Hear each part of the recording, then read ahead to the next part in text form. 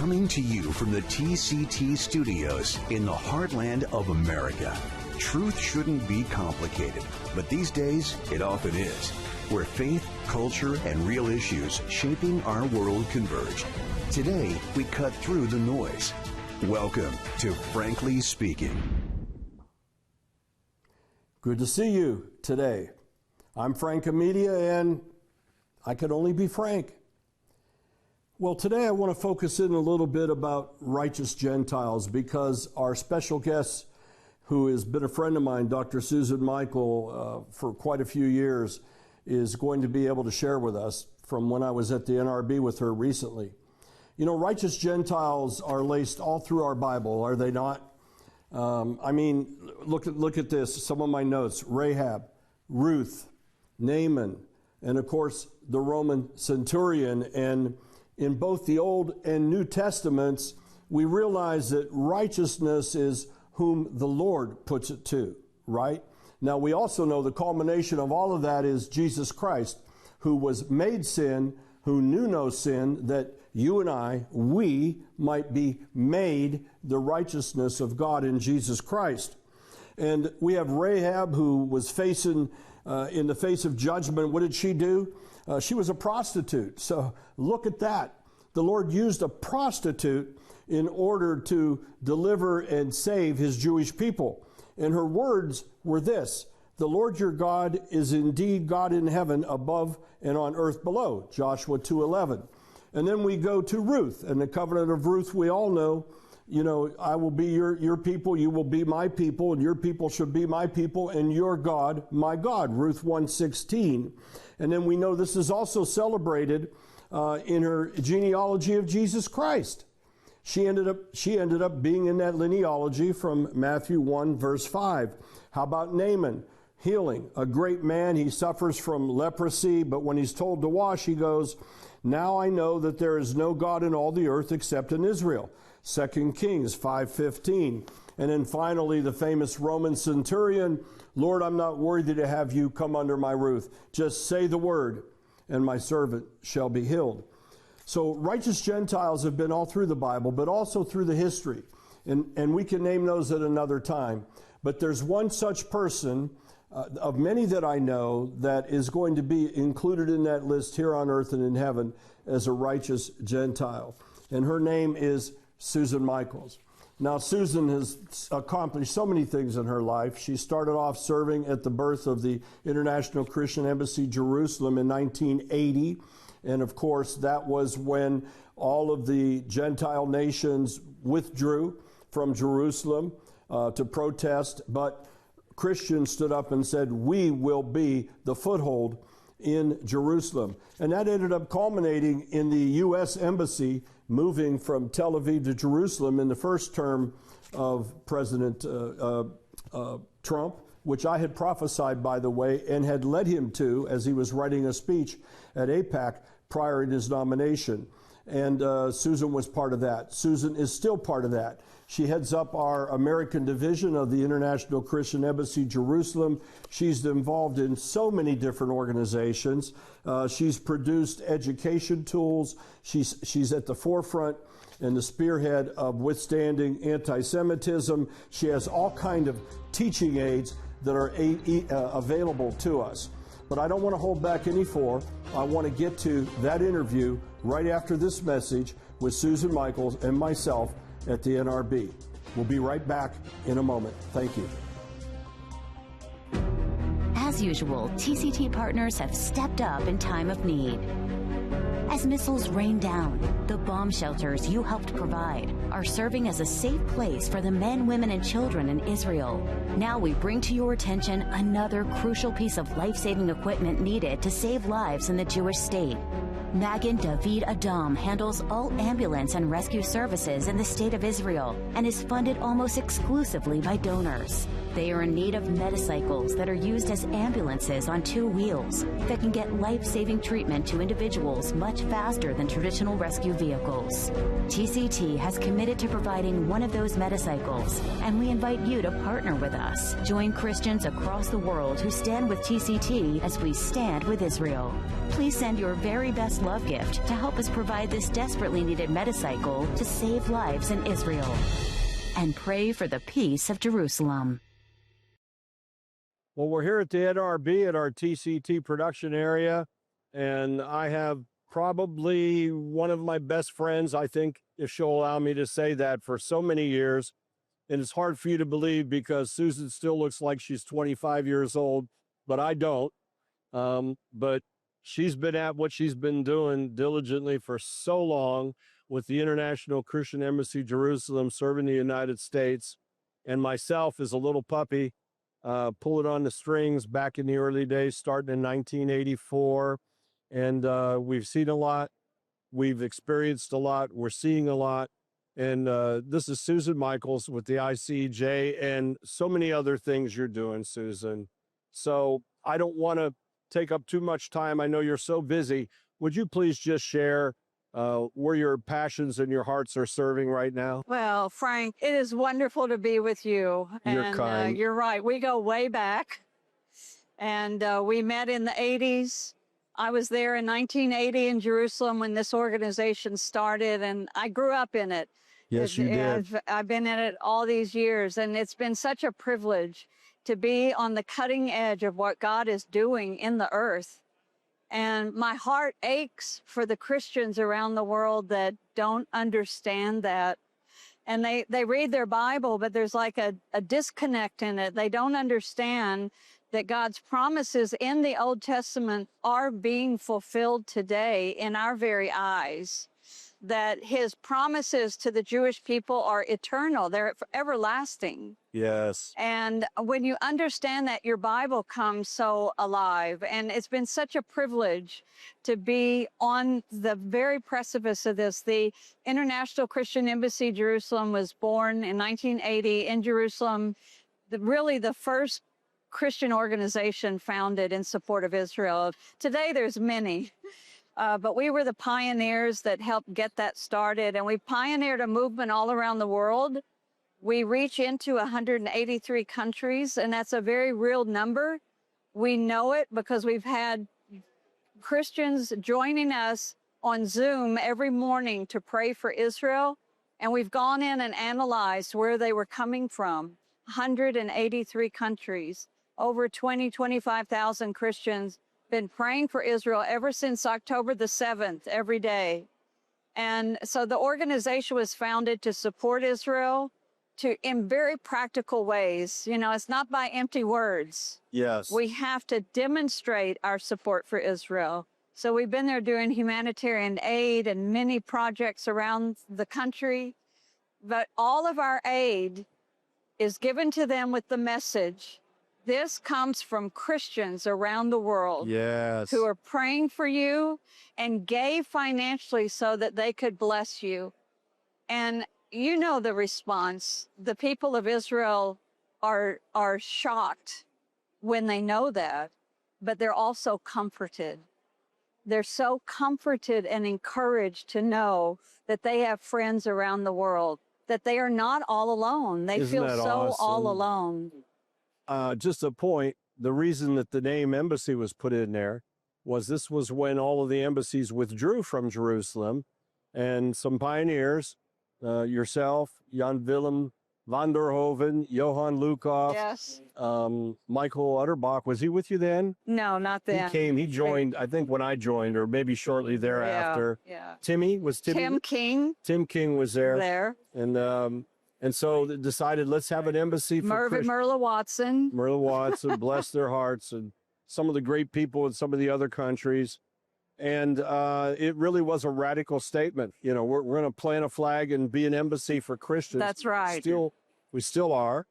And of course, you and I lived through getting the United States Embassy moved. You know a little bit of that story. But we were there because we understood, as Christians, we understood the biblical significance of Jerusalem. Yes. To the Jewish people, and therefore we stood with Israel. And the Christian embassy was there for, I think it's 38 years. Yes. Holding the ground prophetically. That's right. Until finally the United States made the move. And we know that they're the first of many nations that will make that move. And so that was very exciting to see that. And now you and I attended something just a couple days ago, yesterday, Yes. Nat. And this is called the Judeo-Christian Zionist Congress. Yes. And I was excited about that because I see that as something of seeds that were planted by the ICEJ when we were involved with them, with the first Christian Zionist Congress, then the second Christian Zionist Congress, then the third Christian Zionist Congress. So let's give the listeners the history. So in 1897, Theodor Herzl had the first Zionist Congress in Basel, Switzerland.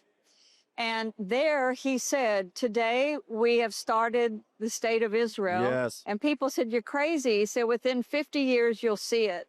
And exactly 50 years later, the UN voted on the partition plan, which created the open door for Israel to declare statehood.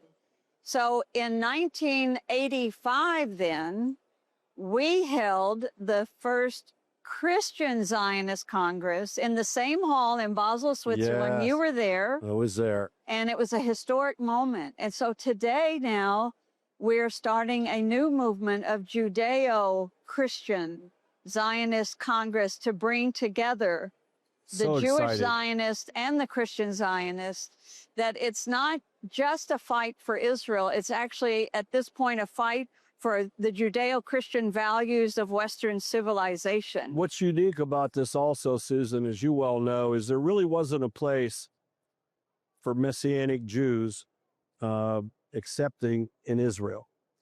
But today, Messianic Jews have a voice, and it's not as suspicious anymore, and it really is in a kingdom heart. So to me personally, it's really exciting, and to see the fruit of all the seeds that have been planted, all the tears. Yes. Somebody, I was watching last night, there was a special on PBS, and it was talking about the Black and Jewish issues in the country, how they come together, how there were problems, how things came together. And then they showed what we lived through. And that's when there was that great freedom exodus, deliverance of the Ethiopians coming in, and ICEJ had a part of that. You know, we literally helped to pay for planes. Yes. Same thing with refuseniks out of the Soviet Union. Remember, we had the apples of the gates of brass and that, and I took a group over. I got arrested over there. We were trying to bring refuseniks out. So we've lived through this thing and we've watched it, and now it's a whole new generation, a whole new world. But you're still at the tip of the spear, and now you're working with something else too. Tell me what that is. But it's the continuation of that. So what we see happening is a whole new level of Jewish-Christian relations. Yes. And we've watched it develop for these 47 years. It's gone through phases, but it's getting stronger and stronger. I can tell many stories, but what's happening today is the relationship has reached the level of the clergy, and the rabbis are seeking relationships with the pastors. And we're privileged to be able to help facilitate that relationship. It's genuine. And so they're coming together, beginning relationship, because the Jewish community, and I'm speaking now of even in America, they need our support. Yes. They feel so alone. They're all just increasing security around their synagogues. They're just, the universities. And universities, and they just came out with a study that 91% of Jews in America feel less safe now than they did last year. I'm surprised it's not 99%. And over 50% of them have changed their behavior in some way so that they're not identified as Jewish when they're out and about. Yes. So that's a travesty. That's appalling that that's happening in the United States of America. And that's why it's so important that the Christians stand up and support. But the rabbis need the relationship with the pastors. Yes. And then it will trickle down even beyond. So that's why I'm so excited to see what God is doing. And, we can look at the darkness in the world around us and all the problems, and it's terrible. But Isaiah 60 says that even when darkness is covering the earth and deep darkness the people, that his light will shine upon his That's people, right, and the his glory of glory the will be Lord. upon us. So we should expect to do great exploits, even in a time of darkness. Yes. But we should not fear. That's it. We should not Exactly. fear and step out in faith. God wants to use us. He's doing amazing things, and we want to get involved in that. Well, you are involved in it. The ICEJ is involved Yes. in it. You're so fully committed. In my short years in life, which are now, I started in ministry in 1980, just a few months back. I can honestly tell you that, you are one of the few people on my hand that I have seen never stray to the left or to the right. You've been focused, you've been called, and it hasn't been easy. I mean, it's like any organization when it's growing, I came out of a church split, came to the ICEJ, I'm there 84, 85, and all of a sudden there's a split happening. Good, well-intentioned people just wanting to do things differently. And that's the challenge we always have, isn't it? To learn how to do something the way the group should do it together, and not to just impose the way I think it ought to be done. Right. Because I'm not the only person in the kingdom, you're not. So I credit that to you, and I credit the good leadership that's there, that is sustained. And I was blessed to be a spokesman around the world many times for the ICEJ. And I can tell you that there's grassroots that grew from there, the seeds that have grown up.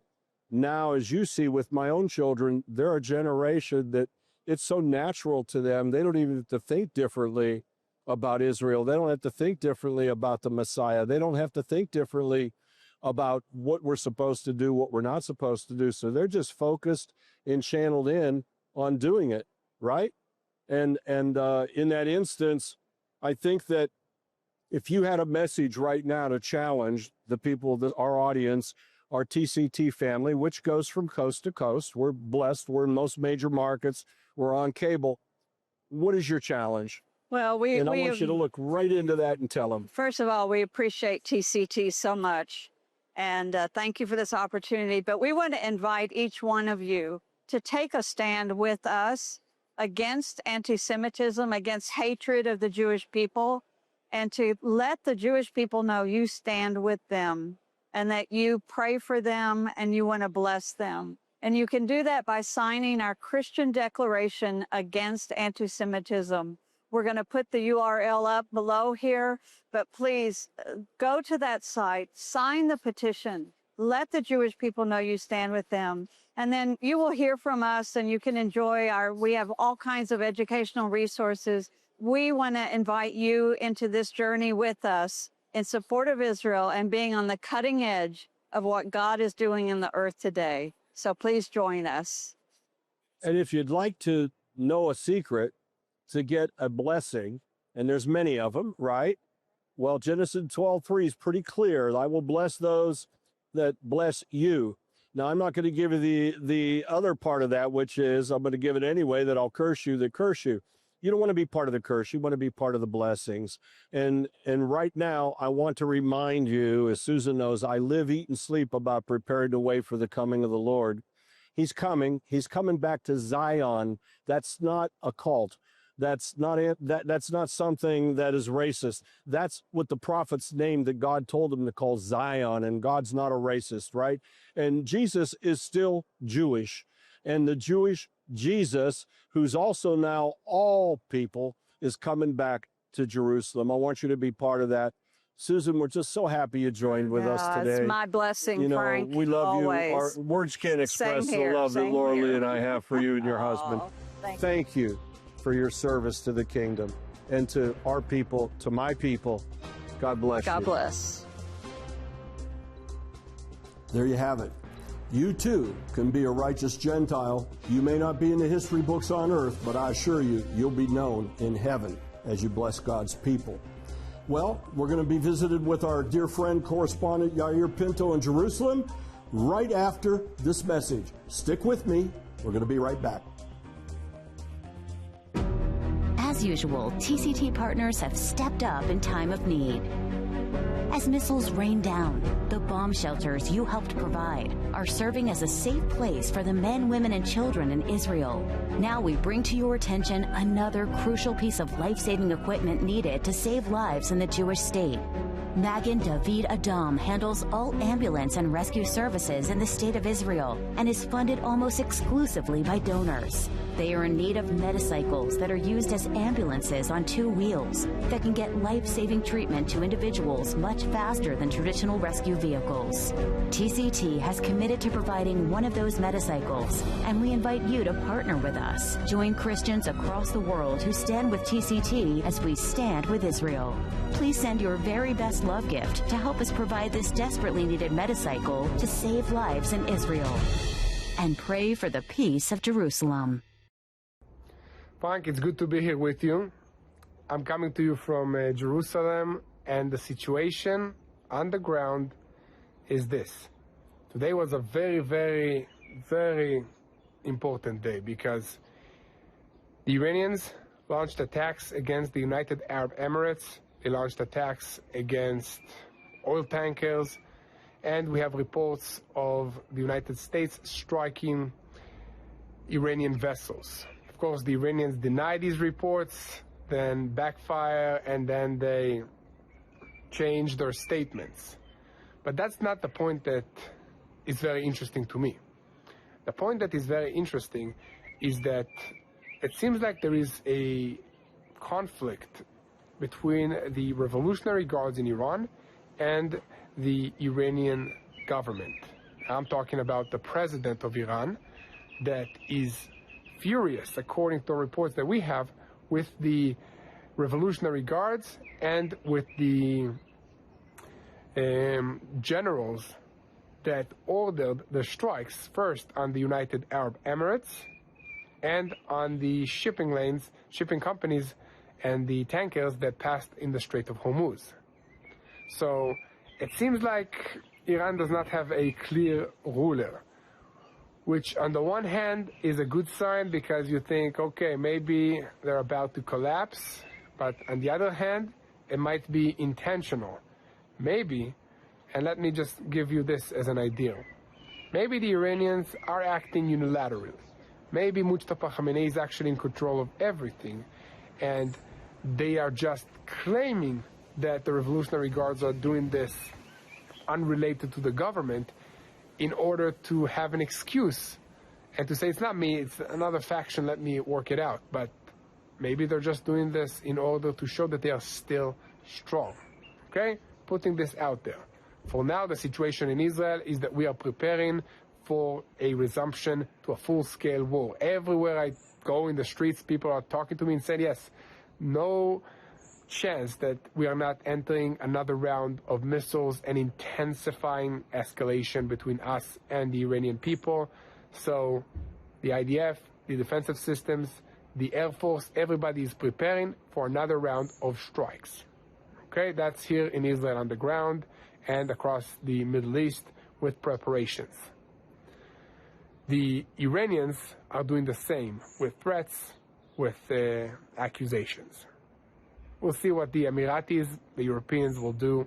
Not sure, not counting on them to help, but tensions are high. And then the major issue of this war was kind of forgotten in the last few weeks. The whole reason that this war began was to make sure that Iran does not reach nuclear weapons capabilities. And just today, a report came out from the United States that they can still reach a nuclear bomb within 1 year. That's very short. And after a year of strikes, makes me think, is this actually real? Can they reach a nuclear bomb within 1 year alone? After all the strikes, all the bombs, everything that we dropped on them? I'm not sure. I wouldn't, bet on it. What I do think is that somebody, either in the administration or in the news, wants this war to continue and the resumption of strikes to happen very, very fast. So that's why the headlines are scary, to cause people to unite behind the resumption of strikes. Might be also leaked intentionally to to make sure that the Iranians get back to the negotiations and remove this threat altogether. Because the Iranians proposed a deal that does not include even talking about the nuclear issue. Very complicated stuff. I have to say, it's very, very complicated, but let me end with something that's very encouraging to me. It was revealed a few days ago that during this war, especially the first weeks of this war, Israel sent a team with IDF soldiers into the United Arab Emirates, our ally in which we have relations as part of the Abraham Accords, with anti-rocket defensive systems, with Iron Dome batteries, and with personnel to operate them. So it just shows that there is cooperation, that relationships are growing stronger between Israel and our Arab allies in this region, and that can only be attributed to God. So God can make everything happen. Peace between Israel and Arab states, and I hope that this is the beginning of more deals, more peace agreements between us and our neighbors. Wanted to add on this positive note. And in terms of prayer points, I call on all of your viewers, Frank, to pray for the IDF soldiers and make it personal than that, more personal. Pray for the family unit, soldiers, husbands and wives that were separated for hundreds of days since this war started. Pray for them. Pray for the family unit to be strong. The enemy is trying to destroy Israel. It's not succeeding to destroying the IDF, but it's sadly succeeding in harming the family unit of the Jewish people of Israel, because divorce levels have gone up significantly since the start of the war and since October 7. Let's pray that God will strengthen the family unit. And keep praying for the peace of Jerusalem. Back to you, Frank. Well, we do appreciate your help. Please do stand with us. We want to get this metacycle into Israel as fast as we can. You know, that's also being part of the acts of a righteous Gentile, to do what we can do when we can do it. I'd like to ask you to continue to reach us and connect with us. We love to hear from you on our social media. There you have it. Take the code, Instagram us, do whatever you want to do. Don't send telegrams or pigeon carriers. They won't make it these days. But do get in touch with us. I love to hear from you. We've been doing our part, and thank you for doing your part. We've got a lot of great things ahead of us. Hold on and watch. And continue to dial in. Put it on your timer. Record it. Frankly speaking, you're never going to know what you're going to hear and what you might miss. I am Frank Media. This is Frankly Speaking, and I can only be frank. God bless you.